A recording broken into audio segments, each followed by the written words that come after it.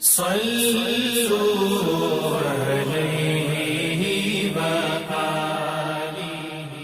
عدی بن حاتم کہتے ہیں کہ میں نے رسول اللہ صلی اللہ علیہ وسلم سے کتے کے شکار کے متعلق دریافت کیا تو آپ صلی اللہ علیہ وسلم نے فرمایا کہ جب تو اپنے سدھائے ہوئے کتے کو چھوڑے اور وہ شکار کر لے تو اس شکار کو کھا، اور اگر وہ کتا اس شکار میں سے خود کچھ کھا لے تو اس کو نہ کھائیو، کیونکہ اب اس نے شکار اپنے لیے پکڑا ہے۔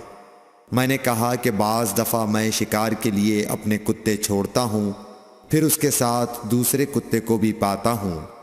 آپ صلی اللہ علیہ وسلم نے فرمایا پھر مت کھا، کیونکہ تم نے بسم اللہ اپنے کتے پر پڑھی تھی، دوسرے کتے پر نہیں پڑھی۔ صحیح بخاری حدیث نمبر 175۔